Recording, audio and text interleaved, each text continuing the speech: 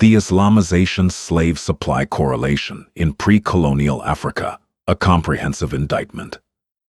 Executive Summary. A direct structural correlation exists between the adoption of Islam by African ruling and merchant elites and their emergence as organized, large-scale suppliers of captives to the Arab-Muslim slave trades, Trans-Saharan, Red Sea, and Indian Ocean routes. These trades operated continuously from the mid-7th century into the early to mid-20th century and enslaved an estimated 6 to 17 million Africans. In the primary supply zones, the Sahel Corridor, Lake Chad Basin, and East African coastal sultanates, the dominant polities that controlled capture, markets, and export had Islamized elites. Conversion granted commercial access, theoretical legal immunity from enslavement, and religious sanction to raid non-Muslims. This transformed existing African conflicts into sustained export pipelines feeding external demand. Primary Arabic sources, al-Bakri, Ibn Battuta, later observations, and modern historians document the pattern without ambiguity. Paul E. Lovejoy's Transformations in Slavery, A History of Slavery in Africa, 1983, synthesizes trade volumes, political transformations, and demographics to demonstrate how elite Islamization produced sustained supply systems integrated with Muslim commercial networks and extensive internal slavery. TDN Ndiaye's Le Génocide Voilé, 2008, provides a direct African scholarly accounting of the 13th century devastation, including castration industries and demographic impacts frequently minimized. Egon Flagg's Weltgeschichte der Sklaverei, 2009, identifies Islamic legal religious structures as the framework that professionalized Sahelian raiding of non-Muslims into continuous operations. This was not neutral adaptation or cultural diffusion. Islamization created protected predator classes among African elites who profited by exporting non-converted neighbors while claiming exemption under the same religious system. The correlation is causal in effect. Where elite conversion occurred at scale, organized supply to Muslim markets intensified and professionalized. Non-Islamized groups were disproportionately victims. No credible mitigation, strategic necessity, pre-existing slavery, or external pressure erases African agency or the enabling role of religious adoption. The record stands as one of prolonged complicity that extended one of history's longest and most brutal slave systems. The Arab-Muslim slave trade spanned approximately 1,300 years, from the initial Arab conquests and expansions of the mid-7th century through sustained operations well into the 20th century. This duration alone distinguishes the system. Scholarly estimates converge on roughly 6 to 10 million Africans transported via Trans-Saharan routes, with Paul E. Lovejoy documenting medieval figures around 6 million, and additional millions in subsequent centuries as networks professionalized.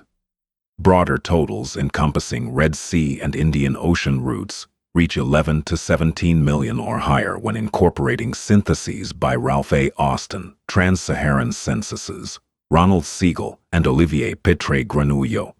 These figures derive from Arabic records, European consular reports, African oral traditions, and demographic modeling, though all acknowledge the inherent challenges of incomplete pre-modern data. Underestimation is more likely than exaggeration given the clandestine and dispersed nature of many caravans and shipments. Mortality rates were extreme and systematic. Desert caravans routinely lost 30 to 50% or more of captives to dehydration, exhaustion, sandstorms, disease, and violence, with some routes and seasons producing even higher attrition. Male captives selected for eunuch roles, prized for harem and administrative service in the Islamic world, faced castration procedures with survival rates often below 20 to 30%, performed in specialized camps along the trade corridors. Females, who comprised the majority of many shipments, were overwhelmingly directed into domestic servitude and sexual exploitation, including concubinage sanctioned under Islamic legal norms. The brutality was not incidental, but integral to the economics and logistics of long-distance transport across unforgiving terrain. This longevity and operational character set the Muslim trades apart from the shorter, more concentrated Atlantic system, roughly 350 to 400 years of peak volume. The latter was largely industrialized and seaborne. The former depended on sustained, overland African supply chains organized and maintained by Islamized intermediaries and polities. The correlation with elite conversion is not coincidental. It formed the essential mechanism. Islamization aligned African ruling and merchant classes with the legal, commercial, and religious frameworks of the receiving. North African, Middle Eastern, and Indian Ocean societies, enabling credit networks, contract enforcement under Sharia, safe passage through Muslim territories, and ideological justification for the continuous extraction of non-Muslim captives. Without this alignment, the scale, duration, and organizational capacity of the trades would have been severely constrained. The system persisted long after European abolitionist pressures curtailed the Atlantic trade, with legal slavery formally ending in Saudi Arabia only in 1962, and informal practices reported even later in parts of the region. This endurance underscores the self-reinforcing role of Islamized African elites as active suppliers, rather than passive victims. Primary Arabic sources from the medieval period provide direct contemporary testimony on the emergence and operation of slave supply systems in West Africa.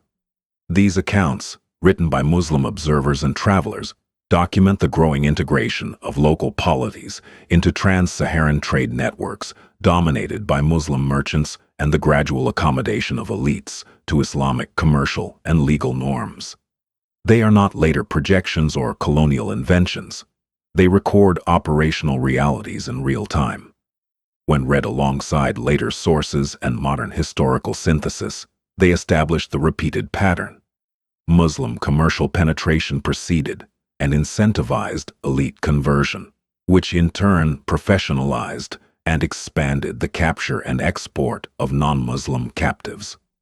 Al-Bakri and the Ghana Empire, 11th century, the earliest detailed description, comes from Abu Ubaid al-Bakri, died 1094, an Andalusian geographer and historian, writing in Córdoba. His major work, Kitab al-Masalik wal Mamalik, Book of Roots and Realms, completed around 1068, was compiled from reports of North African and Berber merchants who regularly crossed the Sahara. Al-Bakri himself never traveled to sub-Saharan Africa, but his synthesis draws on direct eyewitness, merchant testimony, and earlier Arabic materials. This makes it one of the most valuable external sources for the Ghana Empire, Ouagadougou, at its height. Al-Bakri describes the capital as two adjacent towns on a plain, one inhabited primarily by Muslim traders and their families, featuring 12 mosques, including a congregational mosque for Friday prayer, the other, the royal city of the non-Muslim king, surrounded by domed buildings, groves, and thickets containing idols and royal tombs guarded against outsiders. Muslim merchants maintained a distinct quarter with their own religious and commercial institutions, yet they held significant influence at the pagan king's court. Key court positions, interpreters, treasurer, and the majority of ministers were held by Muslims. The king himself followed traditional religion and succession practices, matrilineal, passing to the son of the king's sister. But he benefited economically from the gold and slave trade funneled through Muslim networks. Trade was central. Salt from the Sahara was taxed, 1 gold dinar on imports, 2 on exports. While gold nuggets were claimed by the king, ordinary people received only gold dust. Slaves formed part of the export economy alongside gold, ivory, and other goods. captives flowed northward through established Muslim commercial channels. This dual structure, Muslim commercial enclave alongside a traditional royal center, illustrates the preconditioning effect of Islamic trade networks. Muslim merchants gained footholds, introduced literacy, contracts, and credit systems under Sharia norms, and created incentives for deeper elite accommodation. Full political conversion was not yet required for profit, but the infrastructure for later Islamization and scaled slave supply was already in place. Al-Bakri's account shows the economic and logistical foundations that later Islamized elites would expand into sustained export operations. Ibn Battuta's eyewitness account of Mali, 14th century, a generation after the major conversion of the Mali Empire's ruling class, following Sundiata and culminating under Mansa Musa's famous pilgrimage. The Moroccan traveler and scholar Ibn Battuta, 1304 to 1368,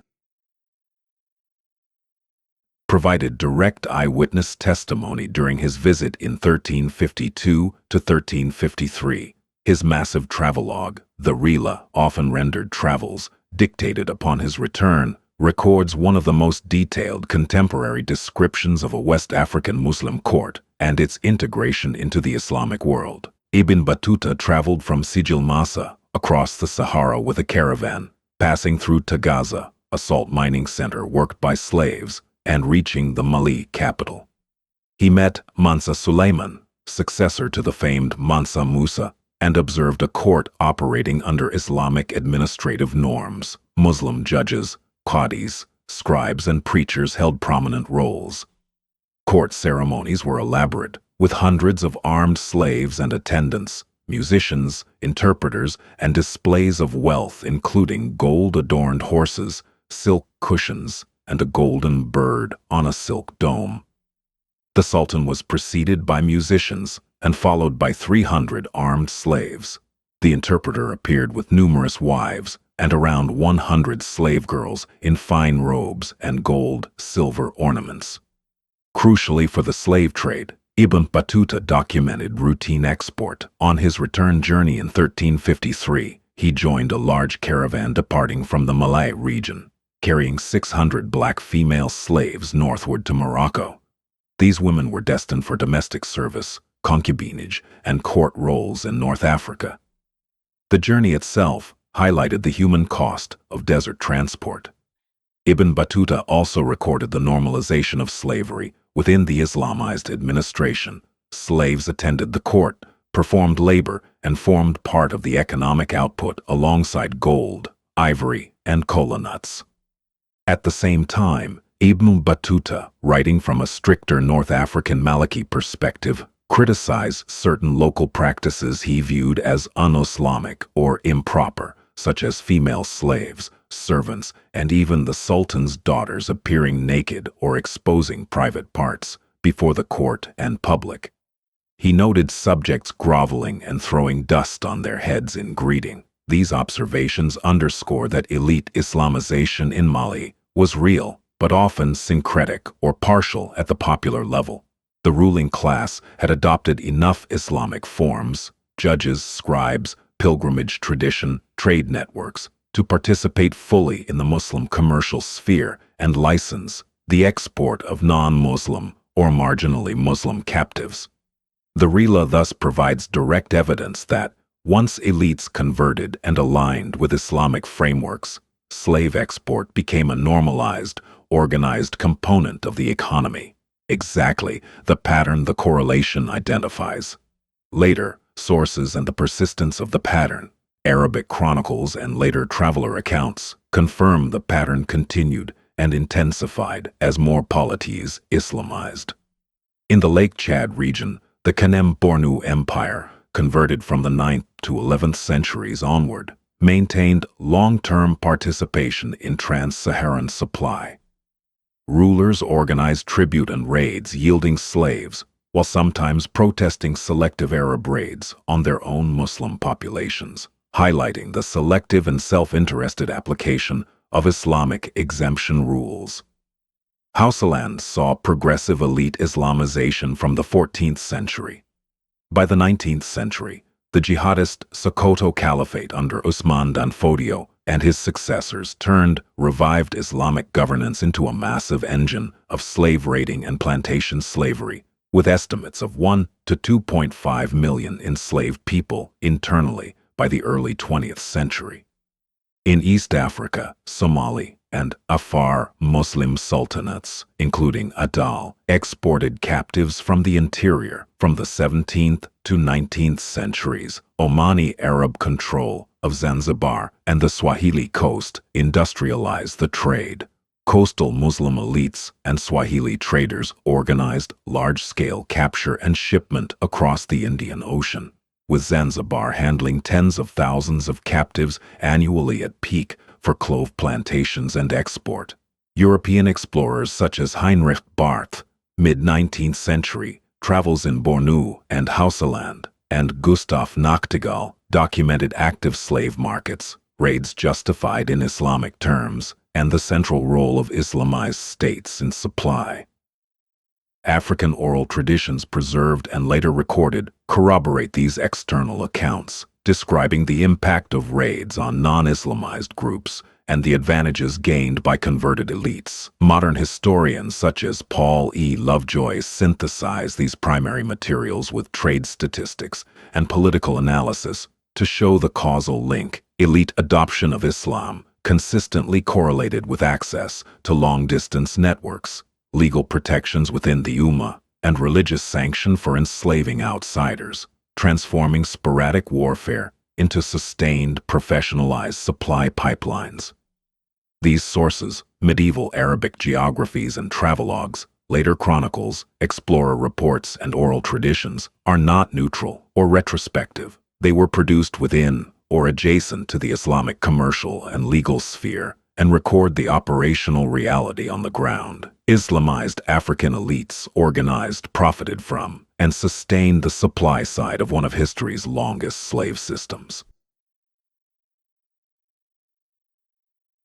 The correlation between elite Islamization and intensified slave supply is not abstract.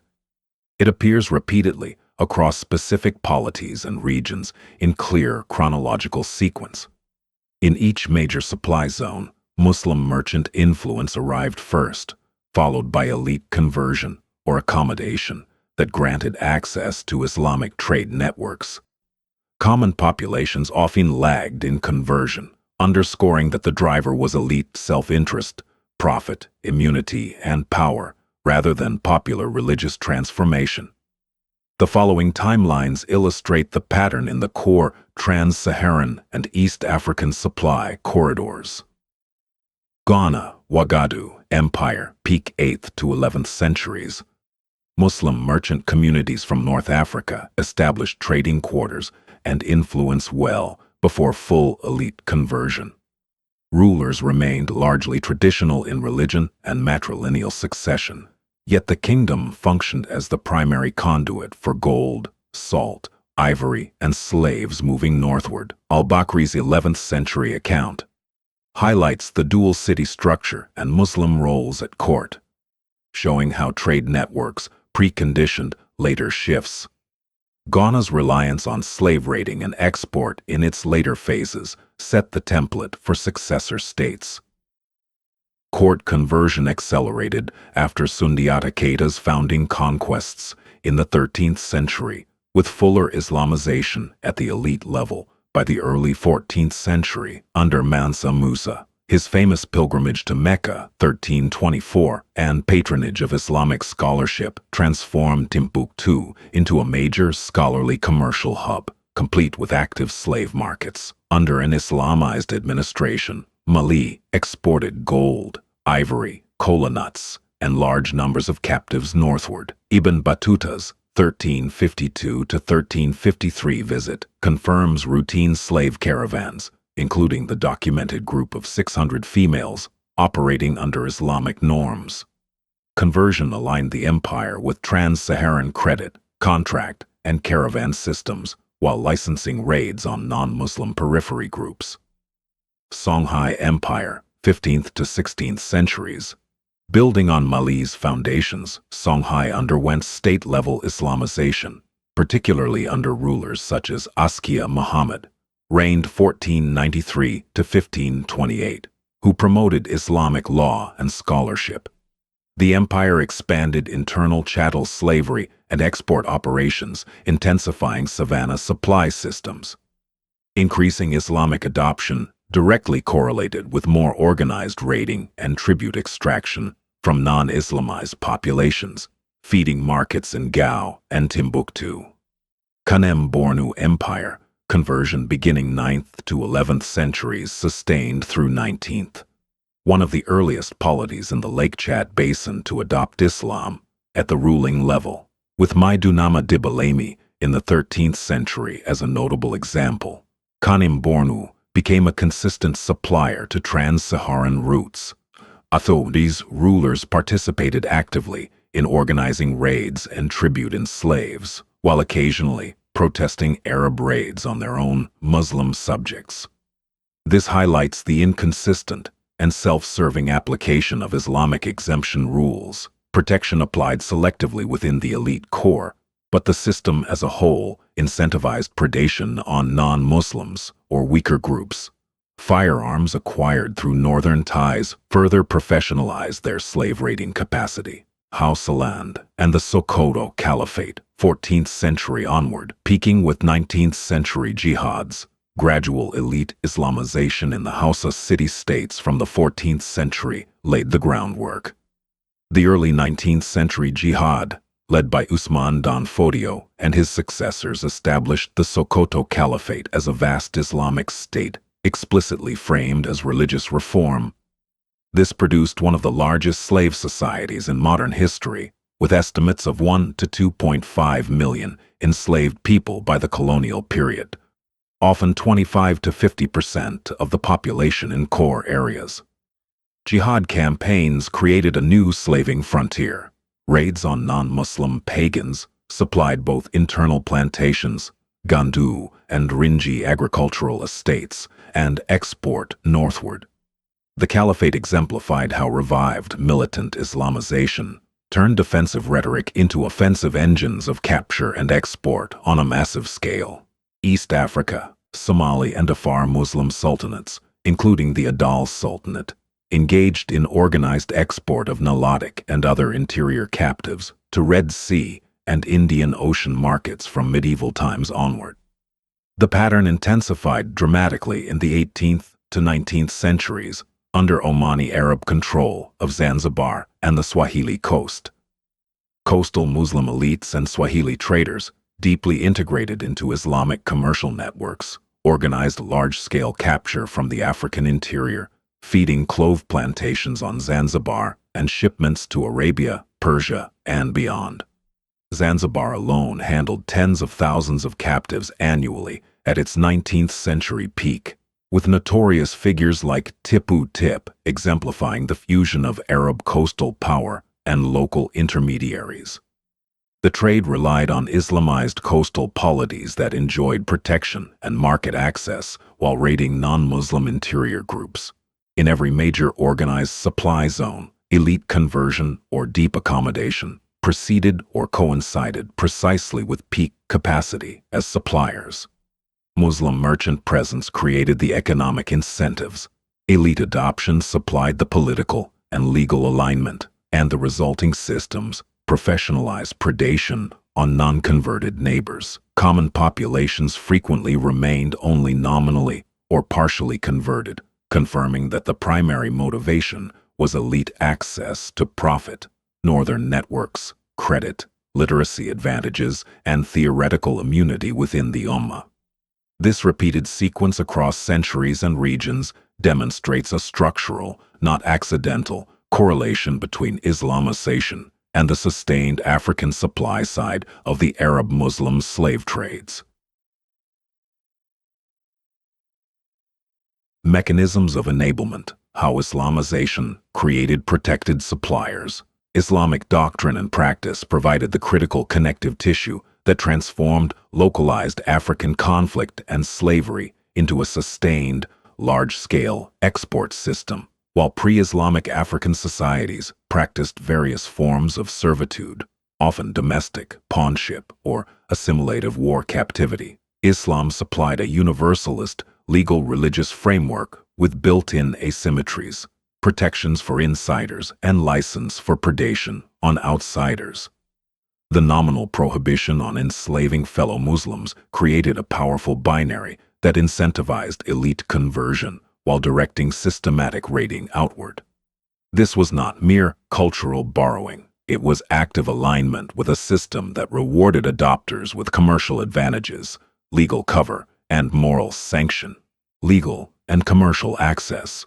Converted elites gained immediate entry into the vast Muslim trading networks spanning North Africa, the Middle East, and the Indian Ocean. This included access to credit systems, standardized contracts enforceable under Sharia, camel caravan logistics, provided by merchant scholars and ulama. Muslim traders acted as intermediaries, supplying salt, textiles, horses, and firearms in exchange for gold, ivory, and human captives. Literacy in Arabic facilitated record-keeping, diplomacy, and integration into the Ummah's commercial sphere. Without conversion, African rulers remained outside these networks or operated at a disadvantage. Adoption opened doors to wealth and technology that reinforced their power. Theoretical immunity and safe operating space. Islamic jurisprudence, fiqh, generally forbade the enslavement of free Muslims. Once elites and their core groups converted, they and their immediate subjects gained, in principle, exemption from capture and sale into the Muslim slave markets. This created a protected core that could operate with relative security while directing raids outward. In practice, this immunity was applied selectively. Black Muslims were sometimes still targeted by Arab or Berber raiders, leading to protests from rulers in Kanem-Bornu and elsewhere. The inconsistency reveals the framework's self-serving nature. Conversion bought a measure of protection and turned potential victims into licensed operators within the system. Religious sanction for raiding non-Muslims. Islamic texts and legal traditions permitted the enslavement of non-Muslims captured in war or raids, often framed as jihad against Dar al-Harb, the abode of war. Pre-existing African warfare was redirected and professionalized into systematic capture of pagans or non-converts for export. Captives became licit property, with female slaves subject to concubinage rights, permitted under Quranic provisions for those whom your right hands possess. This religious sanction provided moral cover and motivation, transforming opportunistic raids into ideologically justified economic enterprises. Jihads in particular served as powerful engines. They expanded the pool of licit captives while consolidating political power.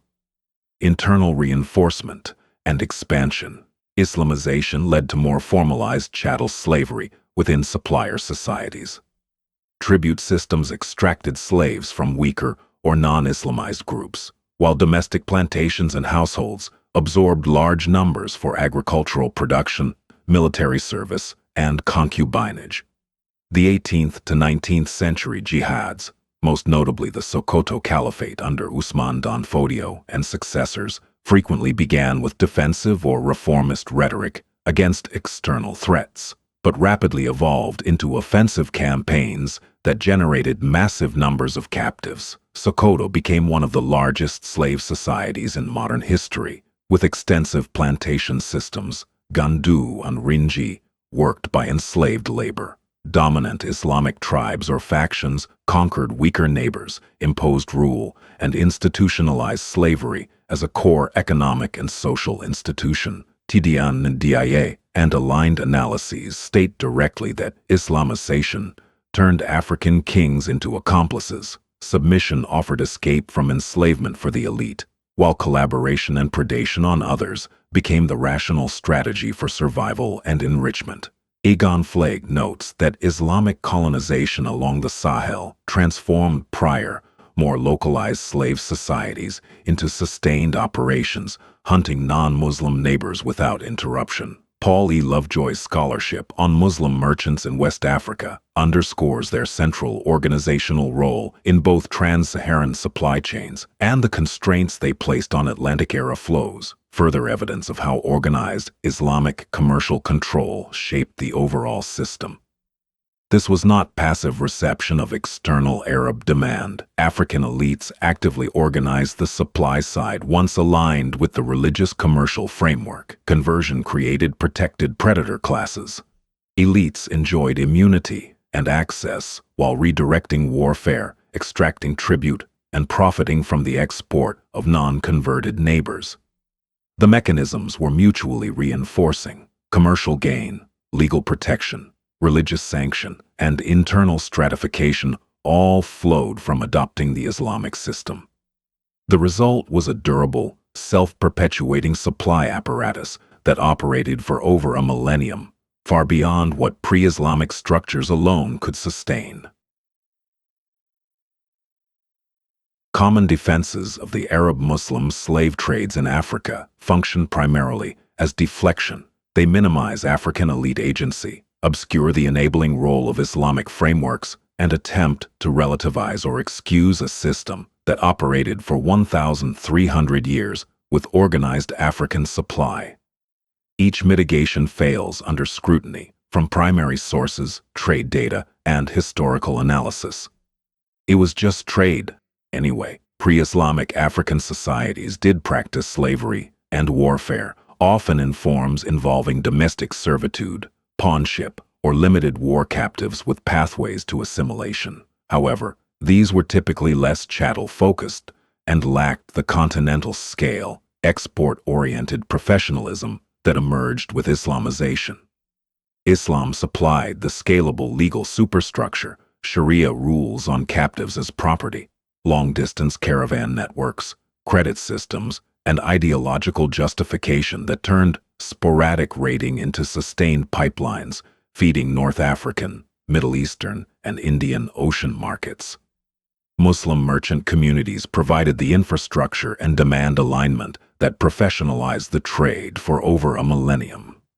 Lovejoy's work demonstrates how integration into Islamic commercial systems transformed slavery in Africa, making it more central to production and export rather than peripheral. This was not neutral trade. It was religiously sanctioned extraction enabled by elite adoption of the buyer's legal and moral framework. Strategic necessity. They had no choice. Conversion was a deliberate, strategic choice that conferred tangible advantages: commercial access, theoretical immunity from enslavement, literacy, and military leverage. Elites who converted became predators rather than prey, weaponizing religious identity against non-converted neighbors. Submission to Islamic norms allowed them to escape the vulnerability faced by pagans while gaining license to raid and export them. NDI emphasizes that most African kings collaborated for precisely this reason. Alignment bought protection and profit. The same choice repeatedly produced offensive expansion rather than mere survival. Claims of inevitability ignore the agency of those who resisted longer, or the polities that profited disproportionately once aligned. The trades continued under Muslim frameworks for centuries after European abolitionist pressures curtailed the Atlantic trade. Exemption rules for Muslims were applied selectively and inconsistently. Black Muslims were still raided and enslaved in practice, prompting protests from rulers in Kanem-Bornu and elsewhere. Formal abolition in core regions like Saudi Arabia came only in 1962, with reports of lingering practices afterward. While some Islamic voices critiqued excesses, the core legal permission for enslaving non-Muslims and the economic incentives embedded in the system ensured prolongation. External, often Western pressure was decisive in many final suppressions. The framework itself did not self-terminate. It required sustained African supply chains to persist as long as it did. Not all Muslims / not core to Islam. This evasion misses the empirical record. The correlation is structural and repeated, not a claim of theological determinism for every individual. The legal and commercial frameworks of the receiving societies, Islamic law on slavery, captives as legitimate booty, rights over female slaves, inheritance of slave status, Trans-Saharan trade networks, and the binary of Dar al-Islam versus outsiders, directly incentivized and protected African suppliers who adopted them. Selective application, jihad-driven expansion, and the normalization of predation on non-Muslims are documented facts across primary sources and polities. Flaig correctly identifies how Islamic colonization along the Sahel institutionalized sustained hunting of non-Muslim neighbors. Individual variations or later reformist critiques do not erase the system's enabling role or the agency of those who profited within it. Equal to or worse than the Atlantic trade, such comparisons often serve to dilute focus on the specific mechanisms here. The Muslim trade's vastly longer duration, 1,300 plus years of continuous operation, higher proportional mortality on desert routes, 30 to 50%, plus losses, plus castration industries with low survival, and heavy reliance on organized intra-African supply under Islamized elites set them apart.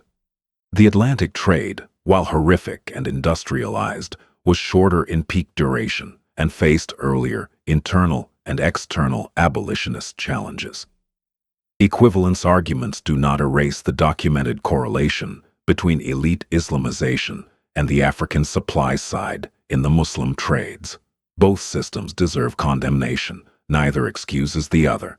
These mitigations collectively function as deflection. They downplay documented African elite agency, the transformative impact of Islamic's legal commercial frameworks, and the self-reinforcing cycle of conversion, protection, and predation. The evidence from primary traveler accounts, trade records, jihad histories, and modern syntheses by Lovejoy, Ndiaye, Flaig, and others shows enablement, active organization, and sustained complicity, not mere victimhood or historical inevitability. Acknowledging this record requires no apology, only precision. Brutality, internal impacts, and prolongation. The Arab-Muslim slave trades in Africa were defined by systematic brutality, deep internal transformation of supplier societies, and exceptional longevity, all sustained by Islamized African elites who organized the supply side. The human cost was staggering and ongoing for over a millennium. Methods of brutality. Desert marches across the Sahara represented one of the most lethal legs of any historical slave trade. Captives, often bound, underfed, and inadequately watered, faced dehydration, exhaustion, sandstorms, and violence, with mortality rates frequently reaching 30 to 50% or higher, depending on route, season, and caravan management. Survivors arrived in North African markets weakened and traumatized. Male captives destined for eunuch roles endured castration in specialized camps, notably in regions like Sudan or along Red Sea routes, with survival rates often below 20 to 30%. The procedure served both economic demand, eunuchs for harems and administration, and control. Females who formed the majority in many shipments were channeled overwhelmingly into domestic servitude and sexual markets, including concubinage permitted under Islamic legal norms. Sexual exploitation was routine and institutionalized. Islamized suppliers did not merely hand off captives at the desert edge. They actively organized raids, tribute extraction, collection points, and transport to major markets such as Gao, Timbuktu, and Zanzibar. Primary accounts and archaeological indicators confirm the industrialized nature of this suffering. Internal impacts on supplier societies. Islamization reinforced and expanded slavery within the supplying polities themselves, creating stratified, slave-dependent economies and social structures. Slave labor-powered agriculture, especially plantation-style estates in the Sahel and Sudan, Household economies, craft production, and military forces, slave soldiers were common. In the Sokoto Caliphate, for example, vast Gandu and Rinji plantations relied on captives from jihad raids, supporting a massive internal slave population, estimated at 1 to 2.5 million by the early 20th century. Tribute systems from weaker or non-Islamized groups funneled additional slaves into the core. Jihads expanded the pool of capturable infidels, often beginning with reformist or defensive justifications, but rapidly becoming offensive machines for acquisition and expansion. This produced powerful feedback loops. Conversion and Islamization protected the elite core and in-group while legitimizing and incentivizing predation on the periphery. Societies became more militarized and hierarchical, with slavery embedded as a central institution rather than a peripheral feature. Demographic impacts included gender imbalances, disproportionate removal of females and young males, depopulation of raided zones, and long-term social fragmentation. The system was self-perpetuating. More raids produced more slaves, more wealth, and greater capacity for further raids. Prolongation and structural resilience. The trade's extraordinary longevity, persisting with organized African supply into the 20th century, stemmed directly from this alignment under Islamized structures. Unlike systems more vulnerable to external disruption, the combination of religious sanction, commercial incentives, and elite complicity created resilience. Zanzibar's clove economy in the 19th century, for instance, depended on massive imports of interior captives organized by coastal Muslim traders. Even as European powers suppressed the Atlantic trade, Muslim routes continued because local suppliers maintained the pipelines. Without elite conversion and the resulting integration into Islamic legal commercial frameworks, the scale, organization, and duration would have been far more constrained. The system endured not despite African agency, but because of it. Protected predator classes profited and perpetuated it for generations.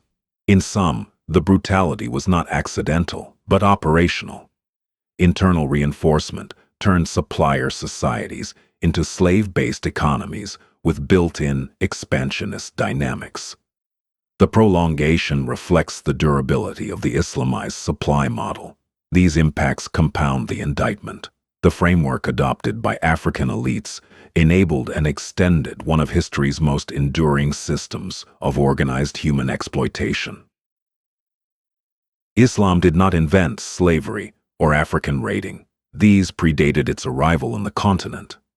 What it supplied was the connective tissue, a universalist legal religious system that claimed moral authority while creating built-in asymmetries perfectly suited to sustain exploitation.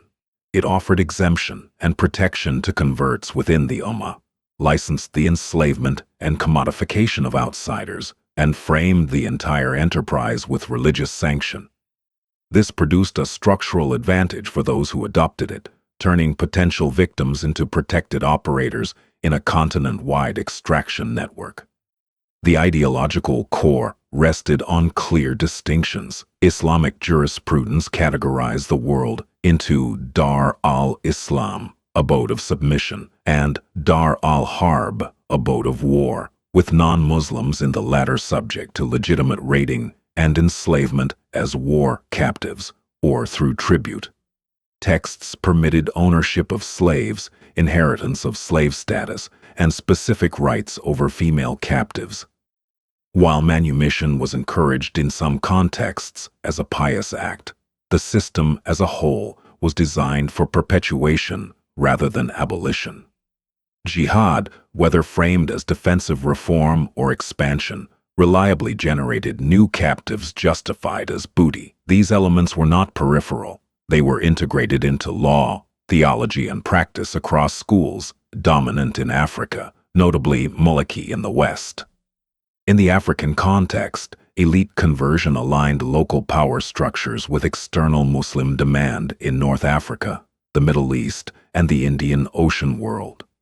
It transformed intra-African conflicts from limited, often assimilative warfare into export commodities under religious cover.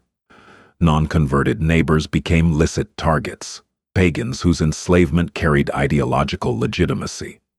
Converted elites gained safe operating space, commercial integration, and the ability to redirect traditional raiding patterns toward scalable supply. The driver was pragmatic advantage, protection for the in-group, profit from the out-group. Common populations frequently lagged in conversion, revealing the top-down, self-interested nature of the process. Dominant Islamic factions or tribes conquered weaker ones, imposed rule, and institutionalized slavery as economic expansion. Jihads in the 18th to 19th centuries, such as Sokoto, exemplified this. Reformist rhetoric quickly scaled into offensive slave-raiding engines. The same ideology that some narratives position as a civilizing force in Africa enabled centuries of documented exploitation when applied to the slave trade. Universalist claims of equality before God, justice, or moral superiority do not survive unexamined against the historical record. Selective exemption, Muslims theoretically protected. Prolonged predation justified in religious terms, and the active participation of converted African elites reveal a system optimized for asymmetric advantage. It created protected predator classes who profited by feeding external markets while reinforcing internal hierarchies. Flag and NDA, among others, correctly highlight how this framework turned the Sahel into a sustained raiding zone and produced demographic and social devastation downplayed in apologetic accounts. In the final analysis, the ideological and structural role of Islam was enabling, not incidental. It provided the legal superstructure, moral cover, and incentive structure that allowed African elites to professionalize and prolong the supply side of one of history's longest slave systems. The pattern stands as documented reality. The correlation between elite Islamization and organized African supply to the Arab-Muslim slave trades is structural, repeated across regions and centuries, and causally effective. In polities from Ghana and Mali to Songhai, Kanem-Bornu, Hausaland/Sokoto, and the East African coastal sultanates, conversion or deep accommodation consistently aligned local power with external demand. It provided commercial access, theoretical immunity within the Ummah, and religious sanction for raiding non-Muslims. Primary sources: al-Bakri on Ghana's dual trading structure, Ibn Battuta's eyewitness records of Mali slave caravans, Arabic chronicles, European explorer accounts, and African oral traditions established this pattern directly from the 11th to 14th centuries onward. Modern syntheses by Lovejoy, Ndia, Flag, Austin, and others reinforce it with trade data, demographic analysis, and political context. The evidence is unambiguous. Where elite conversion occurred at scale, slave supply intensified, professionalized, and endured. This was African agency, exercised under a religious framework that rewarded predation on non-adopters. Islamized elites became protected supplier classes, organizing raids, tribute systems, transport to markets like Gao, Timbuktu, and Zanzibar, and internal slave economies that further entrenched the system. Conversion was not passive diffusion, but a calculated choice granting advantage and license. Strategic motives do not mitigate the indictment. They compound it by revealing deliberate, self-interested collaboration at the expense of fellow Africans. Millions subjected to desert marches, castration, sexual markets, and generational bondage. The trade's 1,300-year span, extreme mortality, and prolongation into the 20th century resulted directly from this alignment. Without Islamized structures providing the legal superstructure, networks, and ideological cover, the scale and duration would have been far more limited. Historical accounting demands precision, without apology or deflection. The pattern of Islamized elites becoming protected suppliers and raiders is documented fact, attested across primary testimony and scholarly analysis. It stands as one of the clearest examples of religious adoption, facilitating large-scale intracontinental exploitation to feed external demand. Mitigations, or false equivalences, collapse under the weight of the record. No further expansion of evidence alters the core correlation. Stating it plainly is necessary. This complicity, enabled by the frameworks adopted, prolonged suffering for millions and left lasting demographic, social, and economic scars. The indictment is not about universal guilt, but about confronting the specific historical mechanisms and agency involved without evasion. Ongoing impacts and contemporary realities. The historical pattern documented here, elite adoption of Islamic frameworks, granting protection and license to exploit non-adopters, did not vanish with formal abolition. While most Muslim-majority countries outlawed slavery in the 19th and 20th centuries, often under external pressure, the underlying mechanisms of hierarchical control, selective exemption, and ideological justification have left enduring residues.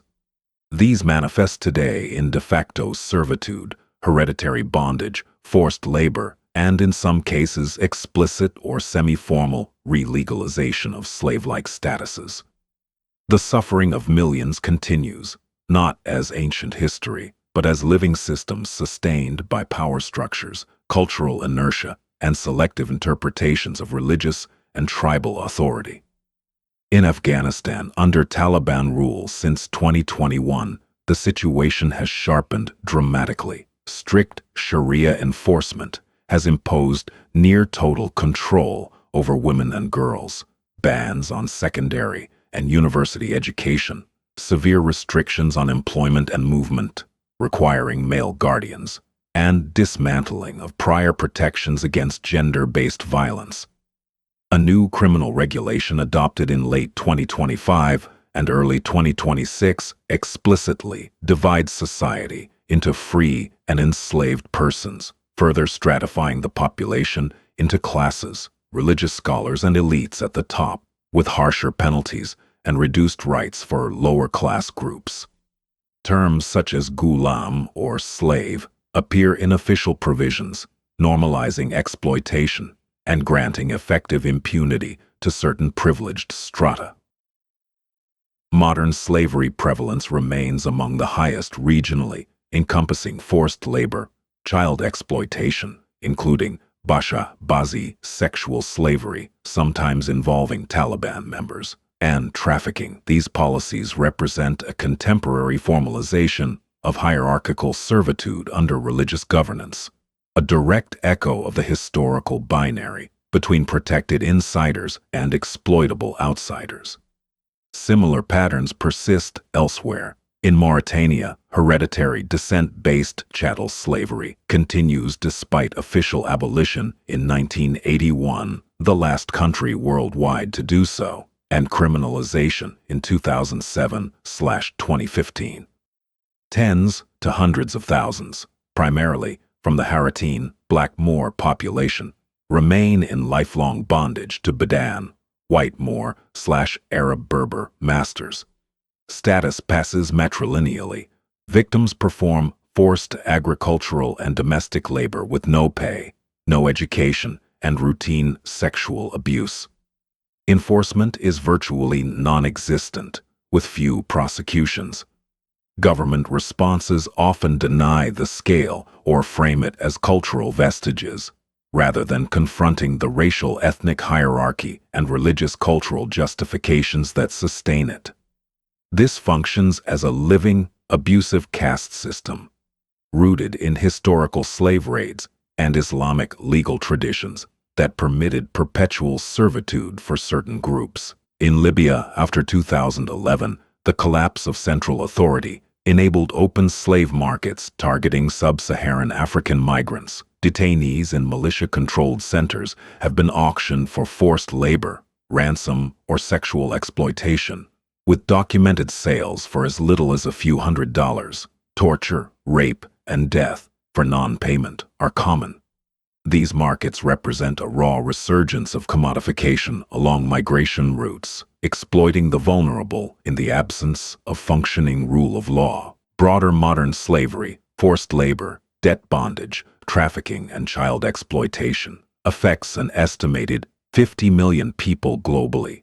ILO and walk-free data. High prevalence areas often overlap with conflict zones, weak institutions, and societies where hierarchical or religiously framed exploitation retains cultural acceptance.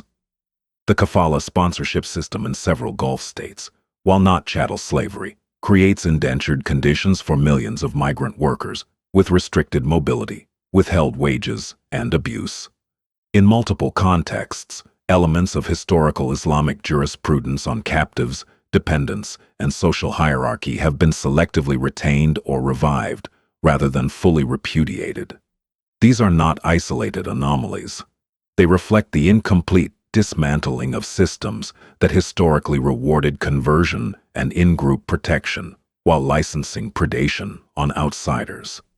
Where strict, literalist, or tribal interpretations dominate without robust countervailing reforms, the old asymmetries re-emerge, sometimes formalized in new penal codes, sometimes operating as unofficial but pervasive caste-like bondage. The historical complicity of African elites who aligned with these frameworks for advantage finds parallels in contemporary power holders who maintain or revive exploitative structures under religious or ethnic cover. The record demands unvarnished accounting. Then and now, formal abolition was a necessary but insufficient step. Lasting change requires confronting the ideological residues, enforcing equal application of law, and rejecting any framework, religious or otherwise, that structurally privileges some at the systematic expense of others. The suffering continues because the enabling patterns were never fully extinguished. The historical mechanisms examined here have contemporary counterparts in hereditary servitude, debt bondage, forced labor under religious or ethnic hierarchies, and semi-formal legal stratifications that function as modern slavery or rigid caste systems. A dedicated follow-on analysis could examine these in greater depth across Mauritania, Afghanistan, parts of Sudan, and the Sahel, Gulf migrant systems, and elsewhere, documenting how cultural and interpretive holdovers from the same legal religious traditions perpetuate exploitation without the overt label of slave trade. Contemporary abusive caste systems and de facto slavery. The historical mechanisms of Islamization, elite conversion for protection and advantage, religious sanction for exploiting outsiders, and hierarchical legal frameworks did not disappear with formal abolition. In multiple contexts today, they persist as unofficial or semi-formal systems of hereditary servitude, caste-like stratification, forced labor, and de facto bondage. These are not always labeled slavery in modern law, but they function as such. Lifelong exploitation, restricted mobility, denied education, sexual abuse, and transmission of status across generations, often justified by cultural, tribal, or selective religious interpretations. This section examines key examples as a direct continuation of the patterns documented in the main analysis. Mauritania, hereditary, chattel, slavery, and caste hierarchy. Mauritania was the last country in the world to formally abolish slavery, 1981, with criminalization in 2007 and 2015. Yet descent-based chattel slavery remains widespread, particularly among the Haratan, Black Moors, who are held in bondage by Bedan, white Moor/Arab Berber masters. Status passes matrilineally from mother to child. Victims perform unpaid agricultural and domestic labor, herd animals, and endure routine sexual exploitation with no effective right to leave or own property. Estimates range from tens of thousands to 20% of the population in conditions of real bondage. Enforcement is negligible, very few prosecutions despite laws on the books. The government has often denied the scale or framed it as a cultural vestige, while anti-slavery activists face harassment. This is a living abusive caste system rooted in historical slave raids and Islamic legal traditions that historically permitted perpetual servitude for certain racial ethnic groups.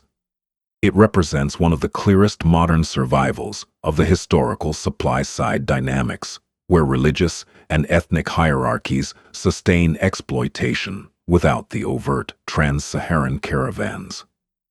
Afghanistan under Taliban rule formalized stratification and de facto servitude.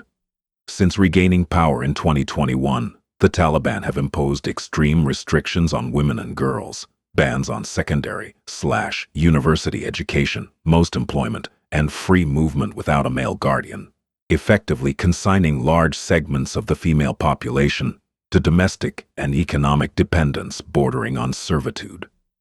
A new penal/criminal regulation adopted in late 2025/early 2026 explicitly divides Afghan society into free and enslaved persons, further stratifying into classes with religious scholars and elites at the top enjoying effective impunity, while lower-class groups face harsher punishments.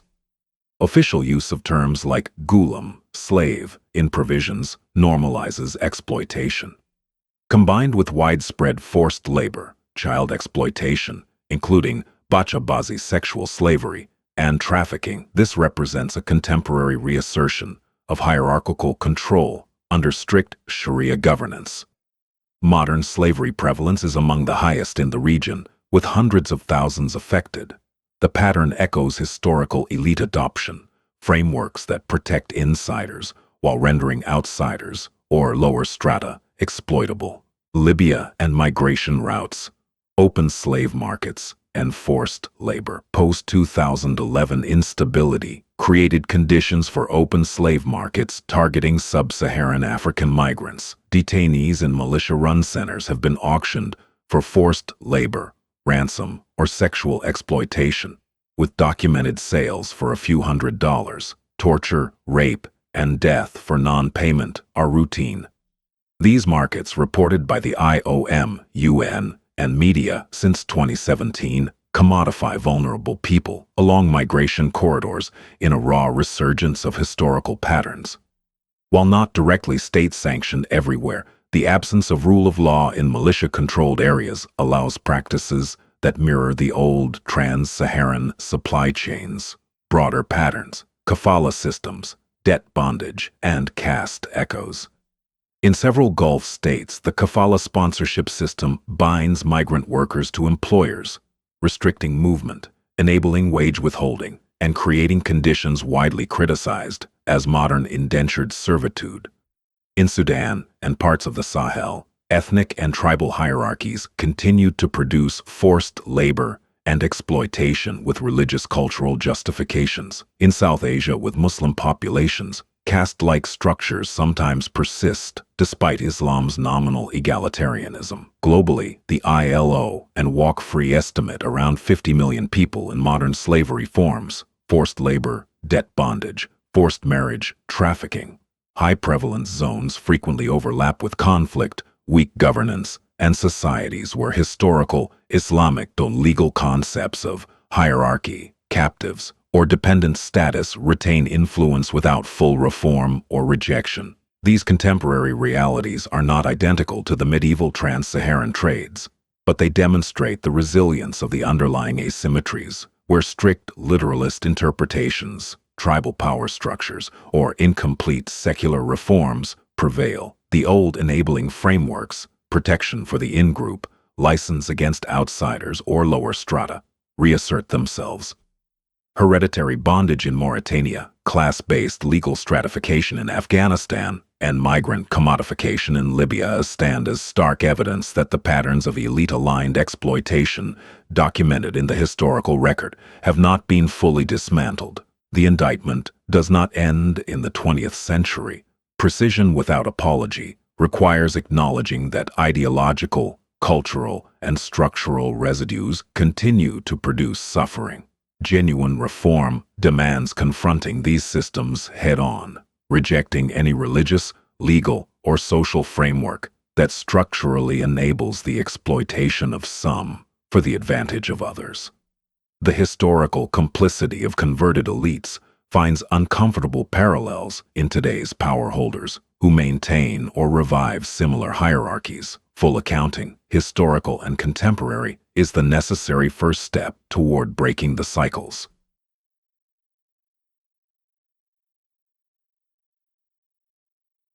Primary historical sources, medieval and later. Abu Ubaid al-Bakri.